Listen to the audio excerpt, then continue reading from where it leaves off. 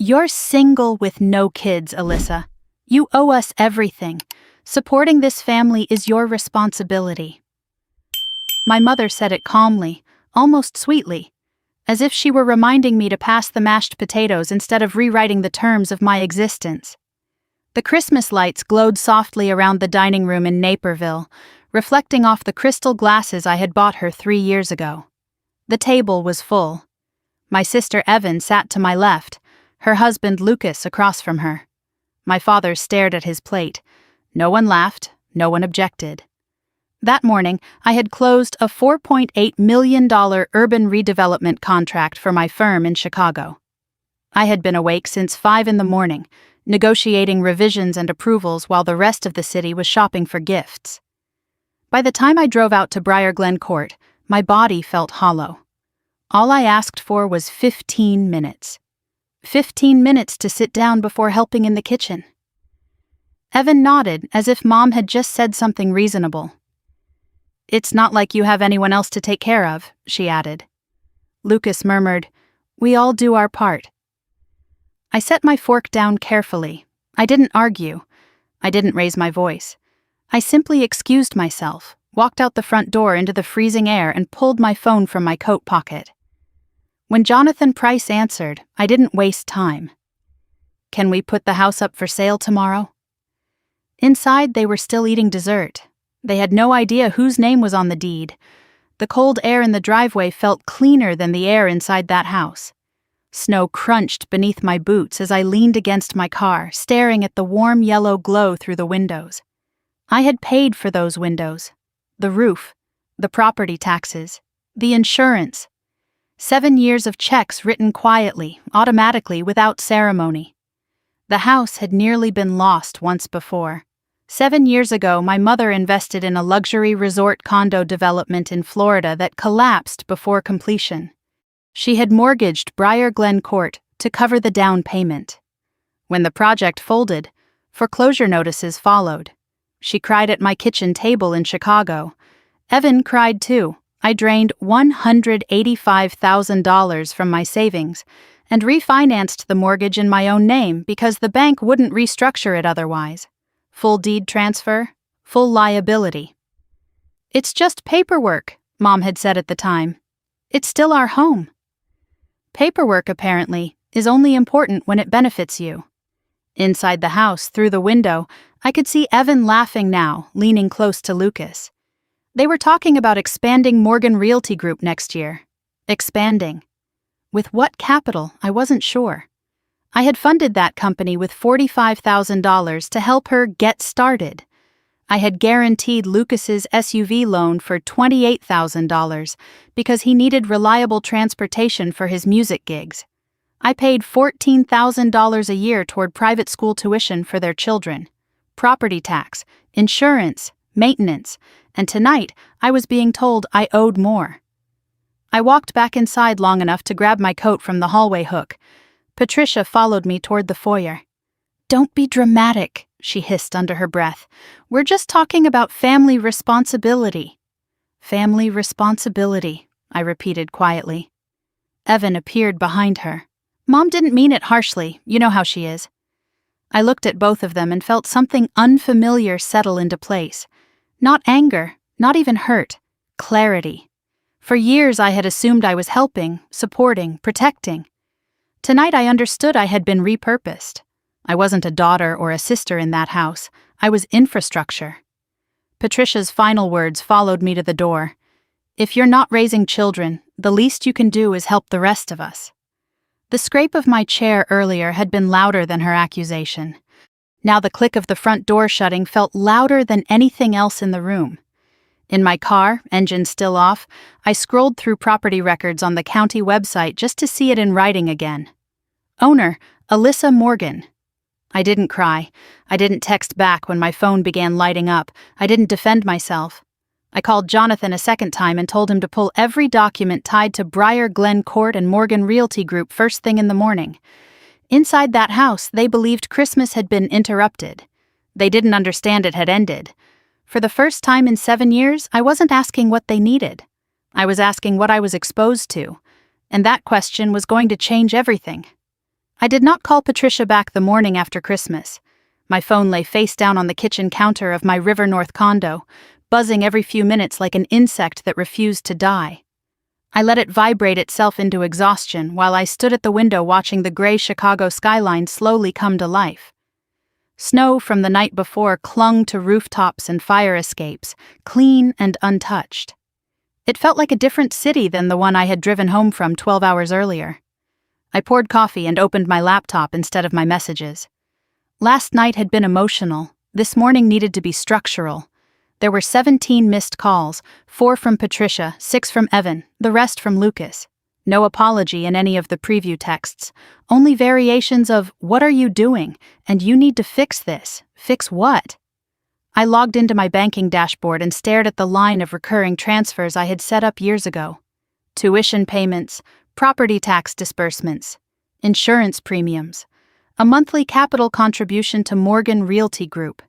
Even the SUV loan guarantee sat there quietly, tied to my credit profile like an invisible leash.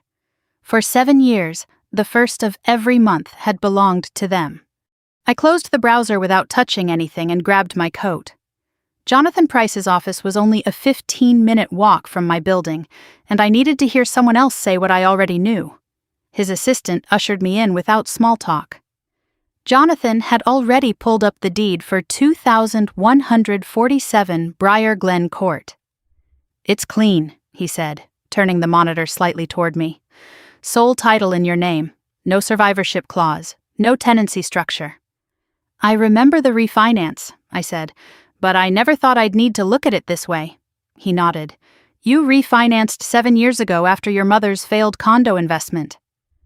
The memory came back sharp and unpleasant. Patricia sitting at my kitchen table in tears. The bank threatening foreclosure. Me transferring $185,000 out of my savings and signing papers I barely read because I trusted her when she said it was temporary. The bank had insisted the deed transfer fully to me as a condition of restructuring the mortgage. At the time, Patricia had waved it off. "It's just paperwork, Alyssa. It protects you." It had protected me. She just hadn't realized from what. Jonathan leaned back in his chair. "When was the last time you reviewed your sister's financial reports?" I hesitated. "I skimmed the last quarterly statement. Evan said revenue was up." He gave me a look that wasn't accusatory, just measured.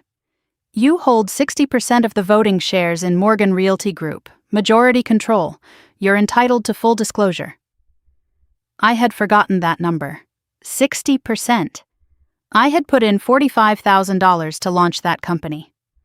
Evan had put in enthusiasm. Jonathan pulled up the operating agreement. "There's also a misrepresentation clause," he added. "If a managing partner materially inflates financial data, you can revoke managerial authority." My phone buzzed again on his desk. Evan's name lit the screen. I silenced it. "Let's look at the bank filings," Jonathan said. We compared the internal quarterly report Evan had emailed me with the commercial loan registry database. The revenue figures didn't match. The version filed with the bank was higher. Not by a rounding error, by a margin that made my stomach tighten. "Why would she do that?" I asked, though the answer was already forming. Jonathan scrolled further. "There's a recent loan," he said slowly. $65,000, filed 3 months ago. I was never notified of any new debt. It's listed under business expansion and property acquisition. "Property?" I repeated. He clicked into the attachment. Scottsdale, Arizona. I stared at the address on the screen. "They bought a vacation condo?" Jonathan didn't answer immediately. He didn't have to. "Collateral?" I asked. "Equity in Morgan Realty Group," he said, "which means indirectly your capital." The room felt smaller. "They leveraged my majority stake without telling me." "And," he added carefully, "there's a personal guarantee clause that could expose you as secondary obliger if the company defaults." The word liability landed heavier than anything Patricia had said at Christmas. This wasn't just family drama. This was financial risk. Jonathan folded his hands. "You have options. You can suspend automatic transfers immediately. You can invoke majority review. You can demand full financial transparency, and if misrepresentation is confirmed, you can remove Evan as managing partner. I thought about the dinner table, about being told I owed everything because I was single, about how casually they had assumed my resources were communal property. "Draft the review notice," I said. "And the transfers?" he asked. I pulled my laptop back toward me and reopened my bank account. One by one, I clicked. Stop payment. Confirm. Suspend capital contribution. Confirm. Revoke guarantee authorization. Confirm. Jonathan watched quietly. "If you move forward," he said, "this won't stay quiet." "It already wasn't," I replied. My phone buzzed again. This time it was a text from Evan. "Why is the operating account frozen?" I didn't answer. For the first time in 7 years, I wasn't funding a family, I was auditing one. Evan showed up at Jonathan's office before I ever returned her call. I was sitting across from Jonathan in the conference room, staring at a stack of loan documents spread across polished oak, when his assistant buzzed in to say my sister was downstairs demanding to come up. My phone had already recorded 17 missed calls from her, and 9 from Lucas. I had not responded to a single one. "Let her up," I said quietly. Jonathan raised an eyebrow but nodded. 10 minutes earlier, we had confirmed what the bank registry revealed. The $65,000 commercial loan had been filed 3 months ago, 2 days after I transferred additional capital into Morgan Realty Group to stabilize quarterly cash flow. My money had strengthened their balance sheet just long enough for them to leverage it. The timing wasn't accidental. When Evan walked into the conference room, she didn't look furious. She looked pale. Her hair was pulled back too tightly as if she had dressed in a hurry. "What did you do?" she demanded before even sitting down. Jonathan remained composed. "Good afternoon, Ms. Morgan." "Don't start," she snapped at him. Then she turned to me. "Payroll checks bounced this morning. The operating account is frozen." I folded my hands in front of me. "That would be the compliance review." Her eyes widened slightly. "Compliance review? Alyssa, what are you talking about? This is a bank error." "It isn't," Jonathan said evenly. "We obtained the full commercial loan agreement this morning." Silence stretched for half a second too long. Lucas called my phone again. I declined it. Evan swallowed. "You had no right to dig into that." "I hold 60% of the company," I replied. "I have every right." Her jaw tightened. It was just expansion capital. "For what?" I asked. She hesitated. Jonathan slid the printed loan summary toward her. "Property acquisition. Scottsdale, Arizona." Lucas's voice echoed faintly through the speaker as he left another voicemail. "We just needed the Arizona place to appreciate before summer." Evan's face drained of color. He wasn't supposed to know that I knew. "You bought a vacation condo," I said quietly. "It's an investment," she shot back. "You're acting like we committed a crime." Jonathan leaned forward. "The issue is not the property. The issue is the revenue projections attached to the loan application." She stiffened. "What about them?" "They were overstated by approximately 40% compared to your filed quarterly statements." The room felt smaller. "That's standard forecasting," she insisted. "Forecasting must be supported by documentation," Jonathan replied, "and more importantly, collateral was pledged." I watched her eyes move to the clause he tapped. Collateral, 60% ownership equity in Morgan Realty Group. My equity. "You can't seriously think that implicates you," she said to me, almost pleading now. "It's company equity." "Which I control," I answered. Jonathan continued calmly. "There is also a personal guarantee clause. If the company defaults and collateral valuation is challenged, secondary obligors may be pursued." Evan blinked. "What does that mean?" "It means," I said, "my capital is exposed because you inflated income to secure financing." Her composure fractured. "We were going to refinance before you noticed." There it was. Not denial. Admission. The bank had already initiated a compliance inquiry.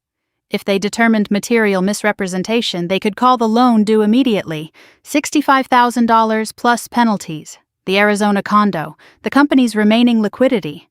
Lucas's personal guarantee, and my name attached to the structure. "This is because of Christmas," she said suddenly, grasping for something familiar.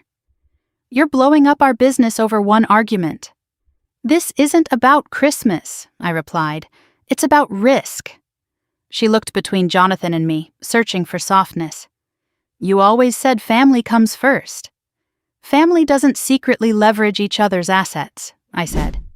Jonathan opened the operating agreement and turned to Section 8.4.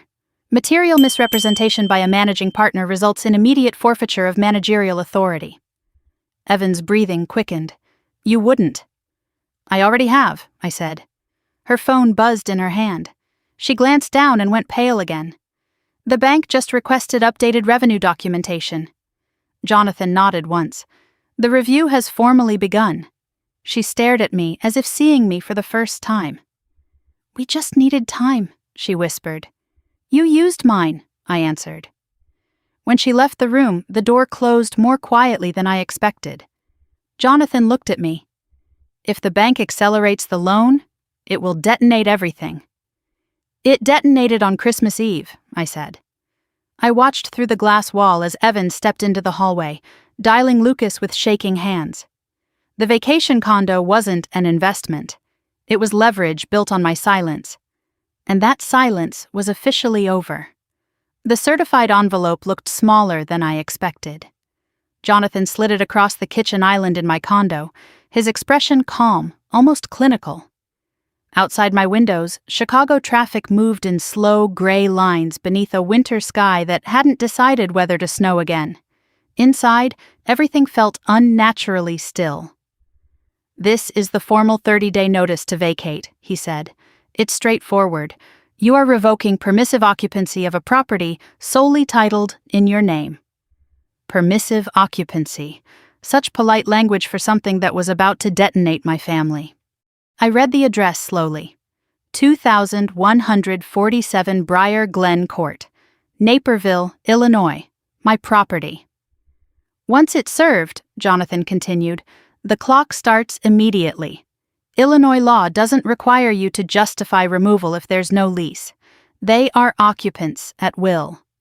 Occupants, not owners, not entitled heirs, not permanent fixtures." I signed.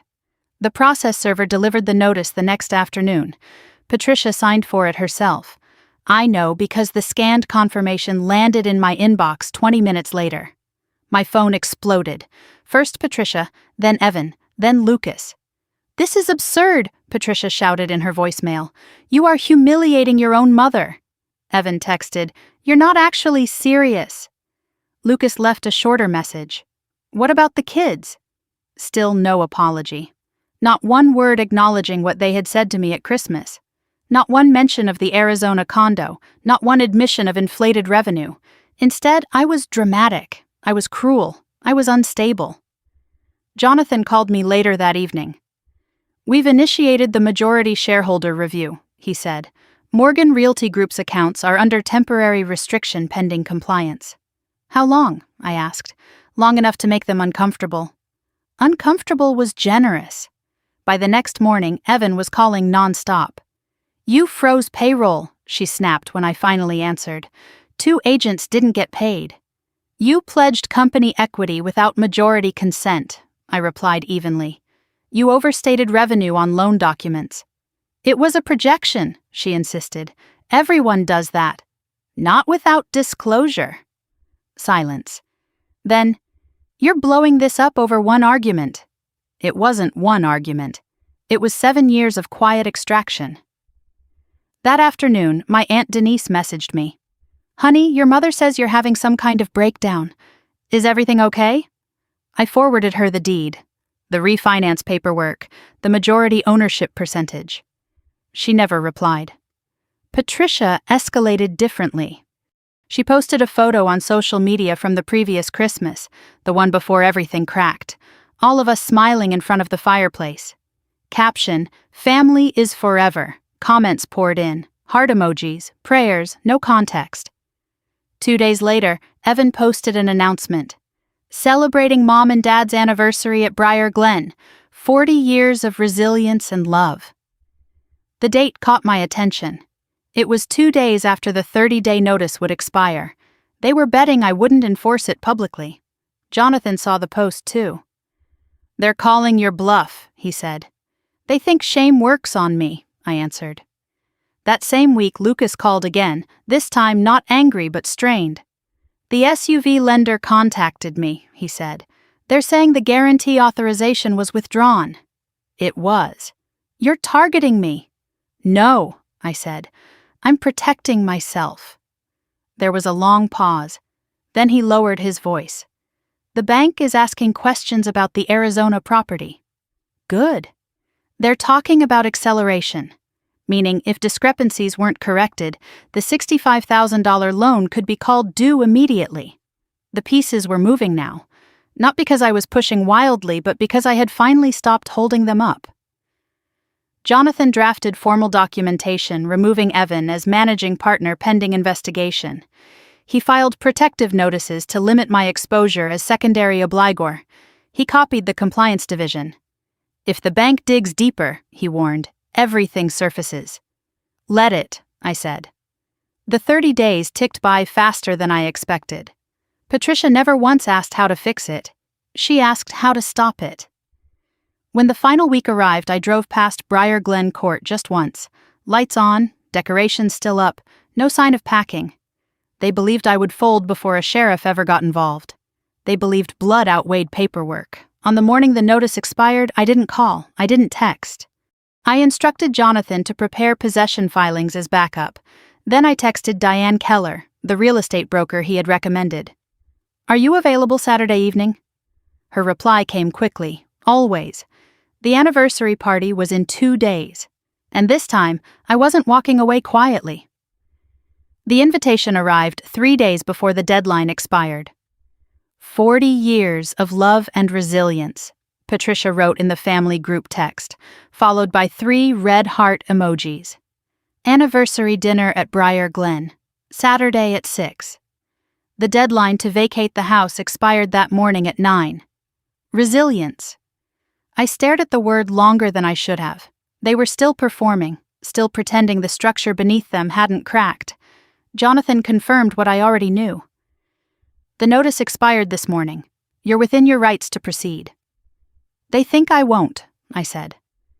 "They're betting on shame," he replied. "Public pressure." I closed the message without responding. Instead, I texted Diane Keller, the real estate broker I had interviewed earlier in the week. "Are you available Saturday evening?" Her reply came quickly, always. Saturday night, I parked 2 houses down from Briar Glen Court. The driveway was full. Cars lined the quiet Naperville street. Warm light spilled from the windows, the same windows I had paid to replace after a hailstorm 4 years ago. Jonathan arrived separately. Diane waited in her sedan with listing documents and a polished "for sale" sign resting in her trunk. "Are they expecting us?" Diane asked softly. "No," I said. Inside, the house looked staged for a magazine spread. Candles, polished silver, a cake iced in delicate script that read, "40 years strong." Patricia stood at the center of it all, wearing a deep red dress, smiling as if she had never cried over foreclosure papers at my kitchen table. Conversation dipped when I stepped through the doorway. "Alyssa," she said brightly, moving toward me, "I'm so glad you came. Tonight is about healing." Evan hovered near the dining room entrance, her expression brittle. Lucas held a wine glass too tightly. Patricia squeezed my arm. "We've all said things we didn't mean. You've always been dramatic when you're stressed." A few guests laughed politely. I let the silence stretch. "May I say something?" I asked. The room quieted. Even the music seemed to fade. "The 30-day notice to vacate expired this morning," I said calmly.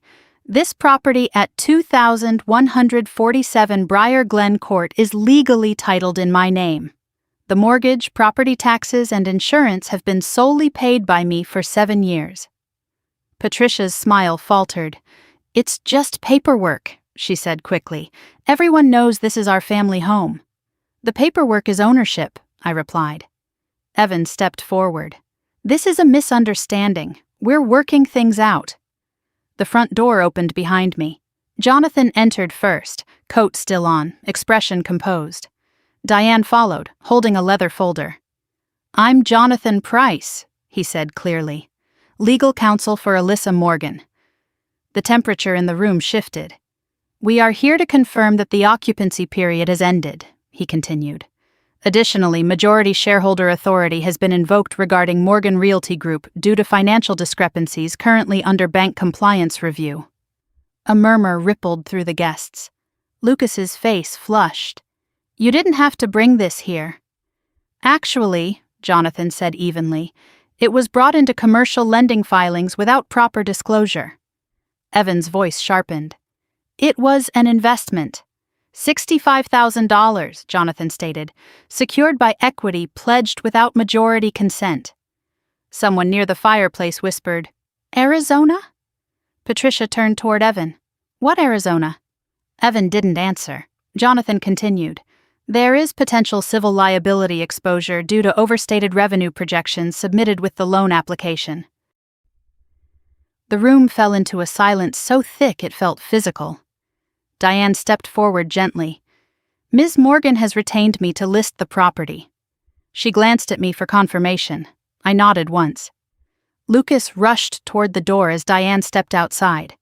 Through the front window, I watched her plant the "For Sale" sign into the winter-hardened lawn. Lucas spun back toward me. "You can't do this in front of everyone." "I already did," I said. Patricia's composure finally shattered.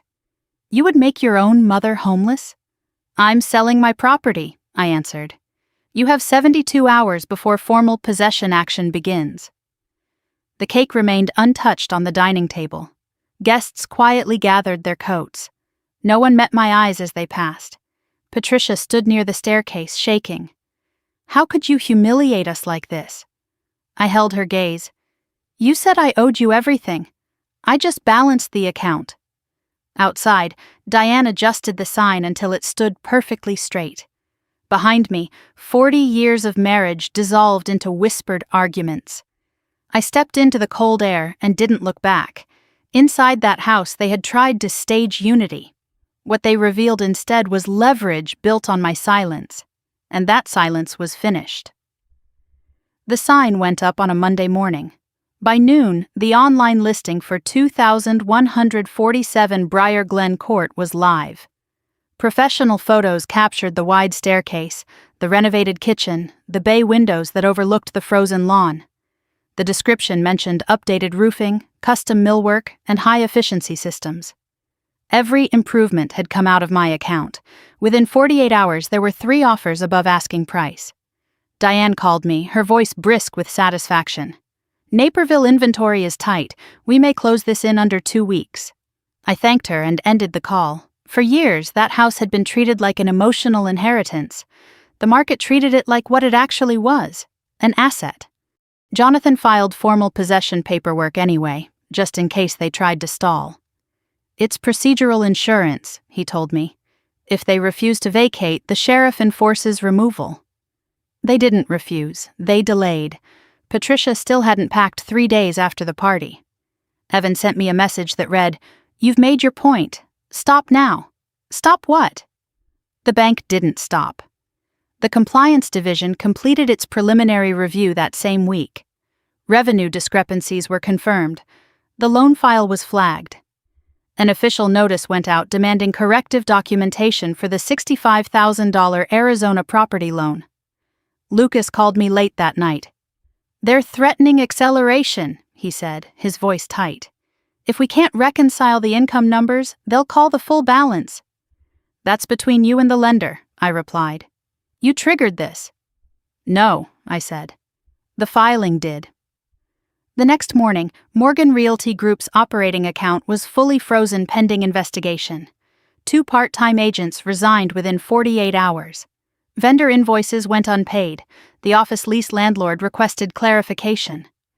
Evan sent me a photo of the nearly empty office suite. "Happy now?" I stared at it for a long moment before closing the message. This wasn't about happiness.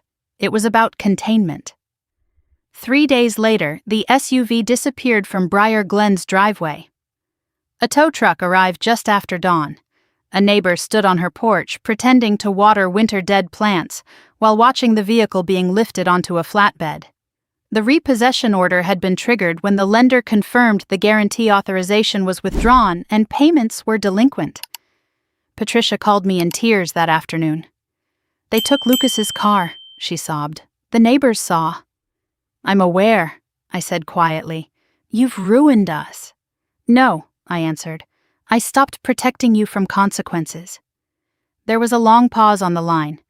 I could hear arguing in the background, Evan and Lucas's voices sharp and overlapping. Then Patricia hung up. The Arizona lender moved next. With the equity pledge under review and revenue documentation challenged, they initiated foreclosure proceedings on the Scottsdale condo. Without stable collateral, they no longer trusted the loan's integrity. Evan left me a voicemail at midnight. "This is Lucas's fault," she said. "He pushed the expansion. You know how he is." A week earlier it had been my fault. Blame rotated, responsibility did not. 10 days after the listing went live, Diane called with final confirmation. "We accepted an offer 8% above asking," she said. "Closing is scheduled for next Thursday." The contract signed electronically. Funds prepared for transfer. 3 days before closing, a moving truck pulled into Briar Glen Court. I drove by once, just once. Boxes lined the driveway. Patricia stood near the garage directing movers with tight, clipped gestures. Evan carried framed photos to her car. Lucas avoided eye contact when he noticed me at the curb. No one waved. Inside, the house looked stripped of personality. Walls bare. Curtains down. The dining room that had held 40 years of anniversaries reduced to empty square footage. At closing, the wire confirmation hit my account before noon. Briar Glen Court officially changed hands. Patricia, Evan, Lucas, and the children relocated to a 2-bedroom rental apartment in Aurora. I learned that detail from a former neighbor who called under the pretense of casual curiosity. "Must be tight," she said gently. 4 adults and 2 kids. Gravity works the same everywhere. Jonathan called me later that week. "The compliance review concluded," he said. "Morgan Realty Group is being administratively dissolved due to misrepresentation findings." The company existed on paper for 7 years. It collapsed in less than 2 weeks. For a long time, I had been the foundation beneath everything they built. When I stepped away, the structure didn't implode. It simply followed the math. And math doesn't care about sentiment. The wire confirmation felt almost anticlimactic. I was sitting at my desk in Chicago when the notification came through. Funds from the sale of Briar Glen Court deposited in full. No delay, no complication, just numbers settling into place. For 7 years, the first of every month had meant automatic transfers. Mortgage, property taxes, insurance, tuition, capital injections, guarantees. The first of this month came and went without a single scheduled withdrawal. The silence in my bank account was louder than any argument we had ever had. I heard about Aurora through someone else. A former neighbor from Naperville called under the pretense of curiosity. "I ran into your mom at the grocery store," she said gently. "They've moved into an apartment near Eola Road. 2 bedrooms. 2 bedrooms. Patricia, Evan, Lucas, and the children under one roof." Tension compresses differently in small spaces. Word travels quietly in suburban Illinois. Evan had picked up part-time brokerage work under another firm. Lucas was teaching beginner guitar classes at a community center after the SUV repossession forced him to sell off equipment. The Arizona condo was gone. The company dissolved. They were surviving, not thriving. A week later, I received a single text from Patricia. "When will this stop?" Not, "How can we fix this?" Not, "I'm sorry." Not, "I was wrong. When will this stop?" I read it once and set the phone down. It stopped when I stopped paying. I didn't reply. Instead, I scheduled another meeting with Jonathan. This time, I wasn't dismantling anything. "I want to set up a spendthrift trust," I told him. "For the kids." He looked at me carefully. "Even after everything?" "Yes." We structured it narrowly. Tuition for an Illinois State University only. Basic living expenses. No lump sums, no direct distribution through Patricia or Evan. Independent third-party trustee. clear restrictions preventing redirection of funds. Jonathan paused as he reviewed the draft. You understand this protects them from their parents. That's the point, I said. I wasn't severing bloodlines. I was severing leverage. The next document we opened was my will. For years, Patricia and Evan had remained listed as contingent beneficiaries by default. I removed them cleanly. A significant portion of my estate was redirected to a scholarship fund for women pursuing architecture in Illinois. It felt deliberate, intentional, not reactive. Jonathan glanced up at me. Most clients wait until retirement to restructure like this. I've already retired, I said, from being their safety net. The days that followed were quiet. No group chats, no frantic calls about taxes or tuition, no late-night guilt campaigns disguised as emergencies. At first, the silence felt unnatural. My body had grown used to bracing for impact. Then it began to feel peaceful. One evening I drove through Naperville for a site visit related to a municipal zoning project. I passed Briar Glen Court without planning to. The house looked different already, new curtains in the windows, fresh landscaping edging the lawn, a different SUV in the driveway. I slowed instinctively. I expected regret. I felt distance. The house had never been the heart of the issue. Control had been. Later that night, I deleted the old family group chat. No announcement, no explanation, just removal. You don't sever a cord with noise. You do it with a decision. A final email from Patricia arrived 2 weeks later. I hope you're happy. I didn't reread it. I didn't draft a response in my head the way I used to. Happiness was never the goal. Stability was. Self-respect was.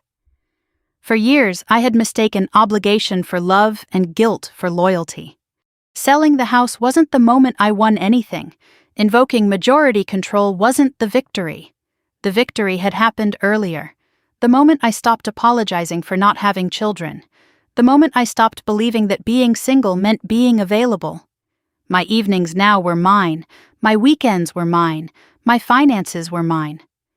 For the first time in years, I checked my bank account not out of fear, but out of curiosity, and there was nothing draining it but my own decisions. That was enough. The first morning I realized I was no longer bracing for impact. I was standing in my kitchen watching the sun rise over the Chicago River. No buzzing phone, no emergency text, no guilt wrapped in a question mark. Just light. For years, every notification had carried weight. Tuition due. Property tax reminder, a transfer request disguised as an opportunity. Even silence used to feel temporary, like the calm before another obligation landed in my lap. Now the quiet held. 3 months after the sale of Briar Glen Court, the dust had fully settled. The funds were invested. The trust for my niece and nephew was active. The scholarship announcement for women in architecture had been published through my firm's foundation. One of the first applicants wrote me an email. She said no one in her family believed architecture was a real career. She said they told her to pick something safer, something smaller. I read her message twice. There it was again. That familiar pattern, the shrinking of ambition, the quiet redistribution of responsibility onto the one who succeeds. I funded her first semester that afternoon, not as revenge, not as rebellion, as redirection. A week later, I had a site visit in Naperville for a municipal streetscape proposal. I hadn't planned the route, but my car turned down Briar Glen Court almost automatically. The house looked different already, new planters by the entry, fresh paint on the front door. The landscaping trimmed with someone else's intention. A different family lived there now. I expected something sharp in my chest. Nostalgia, regret, anger. There was none. That house had never been my childhood sanctuary. It had been a liability disguised as legacy. I drove on. Through a mutual acquaintance, I learned Patricia rarely left the Aurora apartment.